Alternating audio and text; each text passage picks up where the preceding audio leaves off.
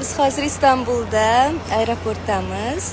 Toshkentga qaytyapmiz. Bu yerda haqiqiy muxlisimni uchratdim. Bunaqa muxlis judayam kamdan kam bo'ladi. Bu darajada muxlisni men birinchi uchratishim. Millat turk. Ana bo'lmasam sizlarga. Ana. Shunchalik qo'llariga ham yozdiribdi meni ismi sharifimni. Zvonoklarda ham bor ekan.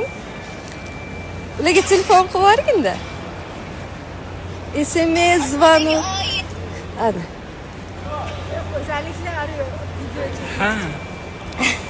Osmondagi oyim degan eding-ya, go'zallikka boyim. Zvonoklarida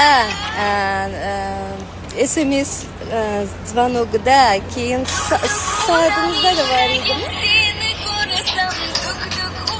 Ana. Soatda ham bor ekan. Konsertga kelgan paytim rasmga tushgan ekanman. Ana glavniylarda ham turar ekanman. Shunaqa turk muxlislarim ham bor ekan. Juda ham xursand bo'ldim. Çok memnun oldum. Rahmat Sevinç. Ana rahmat. O'zbekchani ham o'rganib olishibdi. Tişört nerede? Buradan bulabilirsen tişört.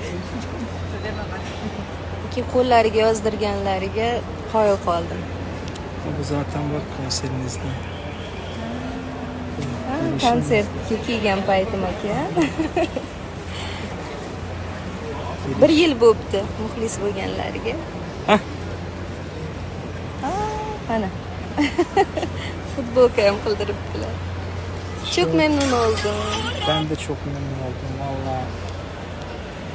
İyi ki de görüştük. Sevinç Maminova Markocu. Telefonda Sevinç Maminova. Sevinç Maminova dövmesi. Şimdi Sevinç Maminova.